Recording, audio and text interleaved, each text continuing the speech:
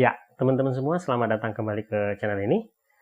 Teman-teman semua, hari ini kita masih mau bicara tentang yang namanya trauma bond. Kalau kemarin kita bicara tentang bagaimana trauma bonding itu dilakukan oleh seorang narsistik kepada korbannya, gitu ya. Hari ini saya mau mengajak teman-teman untuk sedikit mengetahui bahwa sebenarnya trauma bonding yang dilakukan oleh si narsistik itu baru satu jenis, guys. Artinya bahwa sebenarnya trauma bond itu bentuknya itu ada 5. Gitu ya. Dan saya mau membagikan ini kepada teman-teman untuk teman-teman tahu gitu bahwa sebenarnya kejadian dengan seorang narsistik di mana korban narsistik abuse itu bersikap sangat loyal kepada abusernya itu hanya salah satu bentuk trauma bond dan masih ada bentuk trauma bond yang lain. Nah, untuk memahami tipe-tipe trauma bond tersebut tentu kita harus ngulang sedikit ya, apa itu trauma bond, terutama untuk teman-teman yang mungkin baru datang ke channel ini. Dan trauma bonding itu adalah kondisi di mana ketika korban abuse bersikap loyal kepada abusernya dia. Dalam arti, mereka tuh punya hubungan yang emosional dengan abusernya dia, sehingga mereka tuh nggak mau lepas dari abusernya dia. Nah, untuk memahami ini guys, sebenarnya kita bisa pakai analoginya tuh begini. Kita lihat hubungan, itu kan ada 2 nih ya,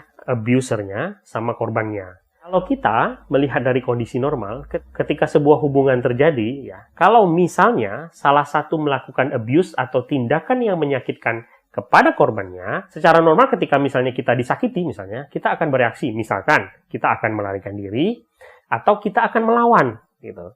Itu kan kondisi normal.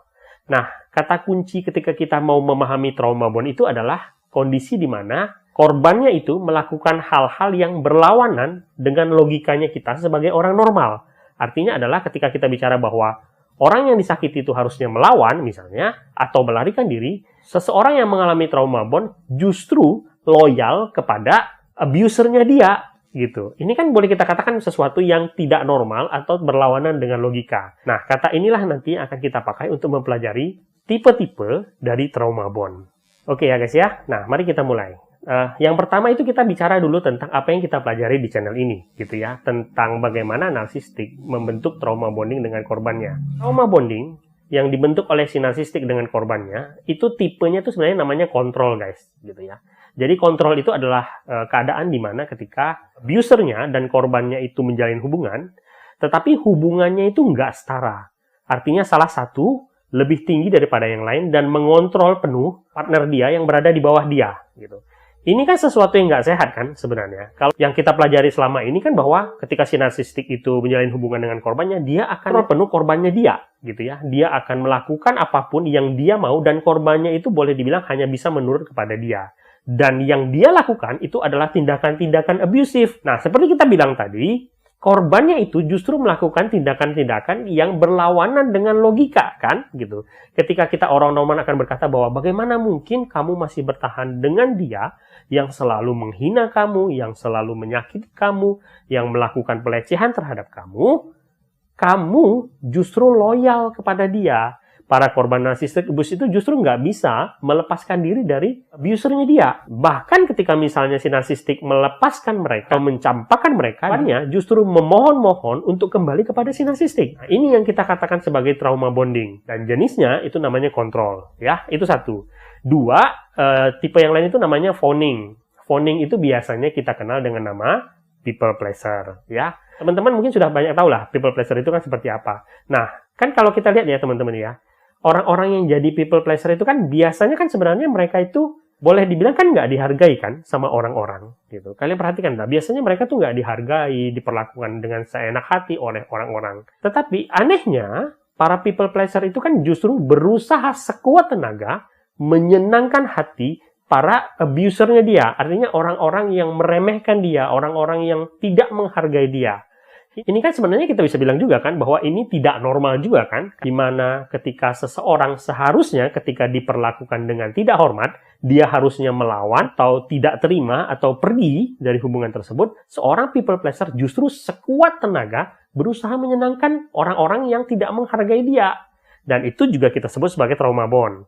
Tipe ketiga itu namanya abandon. Nah, ini biasanya banyak dialami oleh para anak-anak scapegoat. Jadi anak-anak scapegoat yang ya memang seumur hidupnya tidak pernah dihargai, tidak pernah diperhatikan, ya diabaikan begitu saja. Itu membuat mereka kemudian punya yang namanya fear of rejection atau abandon wound gitu ya. Saya mungkin akan bahas suatu hari nanti di satu video tersendiri tentang abandon wound, tetapi sekilas aja abandon wound itu adalah ketika seseorang selalu merasa takut bahwa dia itu akan diabaikan gitu.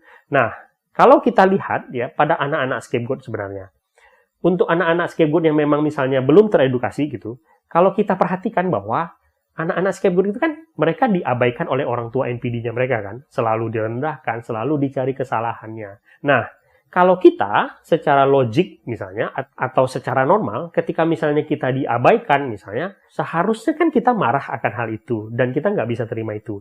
Tetapi anak-anak scapegoat itu kan kalau kita perhatikan bahwa mereka justru berusaha mencari pengakuan dari orang tua NPD mereka. Dan kemudian berusaha sekuat tenaga membuktikan diri mereka kepada orang tua NPD mereka agar bisa menerima mereka. Sampai-sampai mereka tuh kemudian mengorbankan diri mereka untuk mendapatkan pengakuan bahwa mereka tuh mau diakui sebagai anak.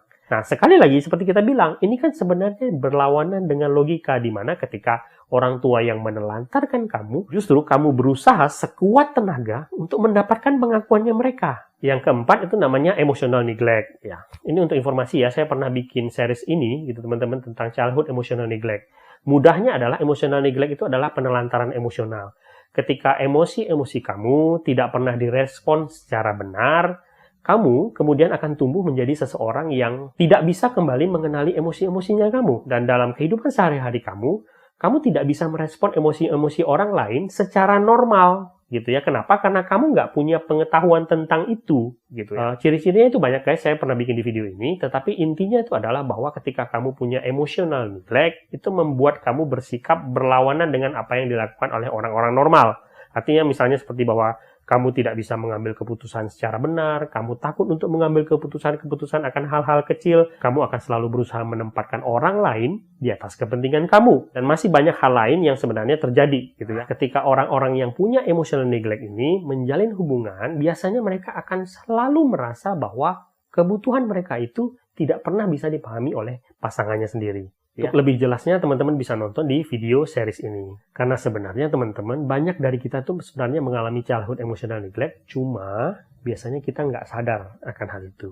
Dan yang terakhir, tipe trauma bondnya itu namanya Stockholm Syndrome. Ya, saya pikir teman-teman mungkin udah banyak tahu ya. Tetapi untuk yang mungkin belum tahu, Stockholm Syndrome itu diambil namanya dari sebuah kasus ya. Jadi dulu teman-teman di kota Stockholm, Swedia itu ada kejadian di mana ada dua orang perampok gitu, merampok sebuah bank dan kemudian mereka menyandera beberapa pegawai bank tersebut gitu ya. Dan itu terjadi selama beberapa hari.